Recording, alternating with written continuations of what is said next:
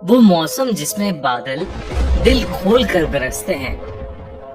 गीली मिट्टी की खुशबू भला किसे अच्छी नहीं लगती, पर अगर ये बारिश अपने साथ कुछ ऐसा ले आए जिससे पीछा छुड़ाना नामुमकिन हो जाए तो। ये कहानी 32 साल के समीर की सच्ची घटना पर आधारित है। उस रात वो अपने ऑफिस से घर जा रहा था। उस दिन उसकी एनिवर्सरी थी, पर उसे ऑफिस से निकलने में देरी हो गई थी। घर पर उसकी पत्नी रिशिमा उसका इंतजार कर रही थी, पर उसकी बाइक स्टार्ट ही नहीं हो रही थी। उसने सोचा कि बस आने का टाइम हो गया है, तो क्यों ना वो बस लेकर ही चला जाए। बस स्टैंड तक पहुंचते पहुंचते आसमान में गरज रहे बादल बरसने लगे और देखते ही देखते बहुत ही तेज बारिश होने लगी।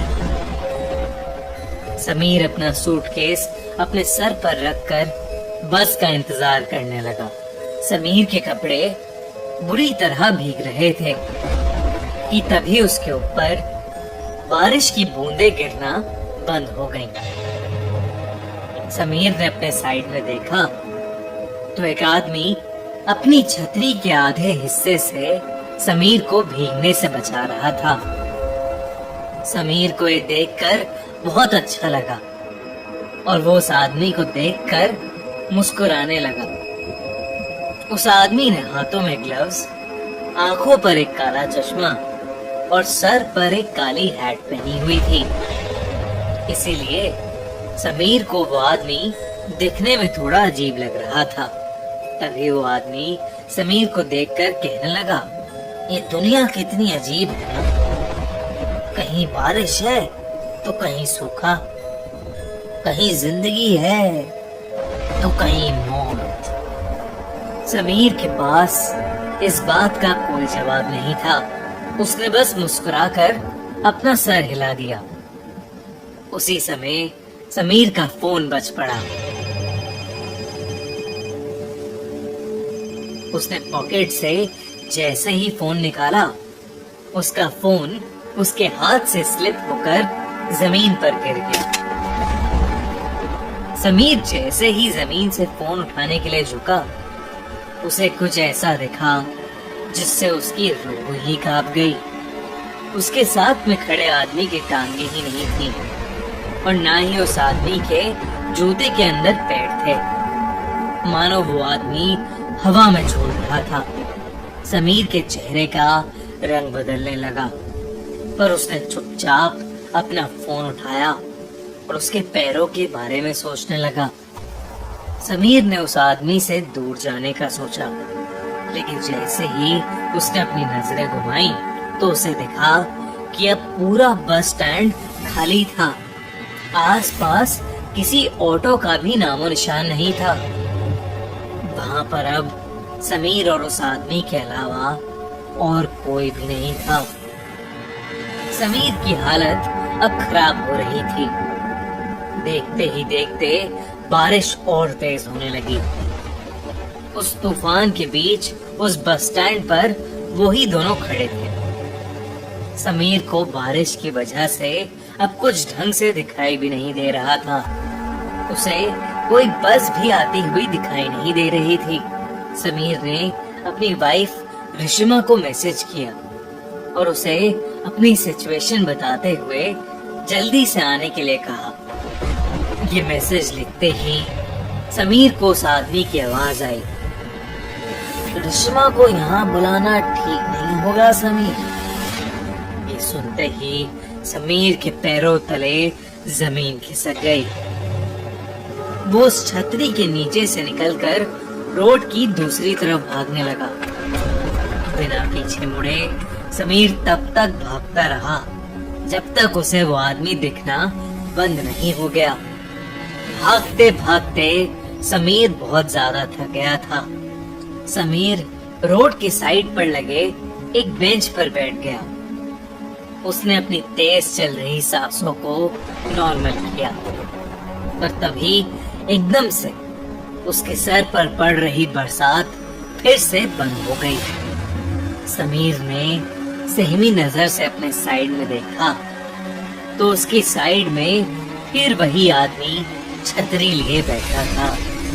ये देखकर समीर की चीख निकल गई और वो तुरंत उस बेंच से उठकर फिर से रोड की तरफ भागा। रोड पर बारिश की वजह से अब धुंध भी आने लगी थी। आसमान में कड़कती बिजली की आवाज समीर की चीखों को दबा रही थी। थोड़ी दूर आकर समीर फिर से रुक गया।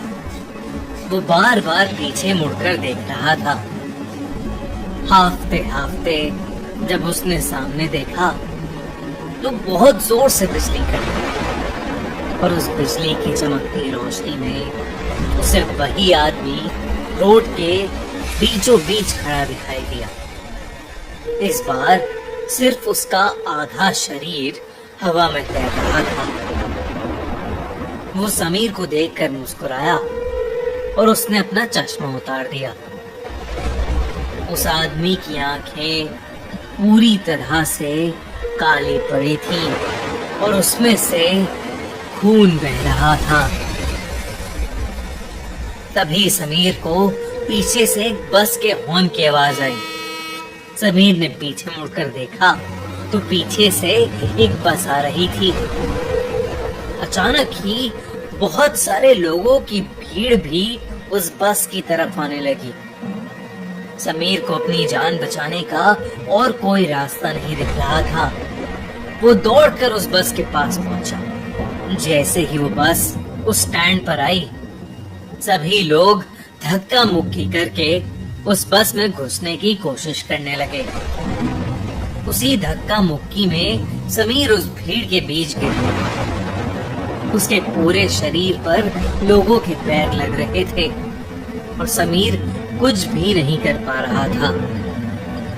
बस के ड्राइवर ने भीड़ को हटाने के लिए बस को थोड़ा आगे बढ़ा दिया और समीर का आधा शरीर उस बस के नीचे कुचल गया। तड़पता हुआ समीर वहीं होश खो बैठा। तभी रेशमा ऑटो से समीर की बताई हुई लोकेशन पर पहुंच गई। उसने समीर को रोड के बीच खून से लथपथ पड़ा देखा। उसके आसपास कोई भी नहीं था। रेशमा समीर को जल्दी से हॉस्पिटल ले गई। समीर की जान तो बच गई, पर समीर ने अपने पैर हमेशा हमेशा के लिए खो दिए थे। वो अब फिर कभी भी चल नहीं सकता था। जब समीर ने अपने साथ हुई घटना बताई तो कोई भी समीर की बताई हुई बातों पर यकीन नहीं कर रहा था। पर जब रेशमा ने उस बस स्टैंड से जुड़ी न्यूज रिपोर्ट्स को देखा तो उसके होश ही उड़ गए। रेशमा ने देखा कि करीबन 10 साल पहले ऐसे ही एक केस में एक आदमी की मौत हुई थी और तब से लेकर आज तक हर साल मॉनसून के महीने में एक आदमी ऐसे ही हादसे का शिकार होता है। और पुलिस को बयान देते वक्त वो सभी एक अजीब सी काली आंखों वाले आदमी के बारे में बात करते हैं। रेशमा समझ गई थी कि समीर भी उस काली आंखों वाले आदमी का शिकार हुआ है। कुछ ही सालों बाद डिप्रेशन के कारण समीर की मौत हो गई। अब रेशमा हर साल मॉनसून के महीने में उस बस स्टैंड पर जाती है, इसी उम्मीद में कि उसकी मुलाकात उस काली आंखों वाले आदमी से हो जाए। रेशमा को हमेशा लगता है शायद वो काली आंखों वाला आदमी भी ऐसे ही किसी भीड़ के नीचे आकर मर गया होगा और अब वो सबसे अपना बदला ले रहा हो। रेशमा उससे ये पूछना चाहती थी कि वो ये सब क्यों कर रहा है, पर रेशमा को वो आदमी आज तक कभी नहीं मिला और शायद कभी मिलेगा भी नहीं। पर आपको क्या लगता है कौन था वो आदमी और उसने समीर को ही क्यों छू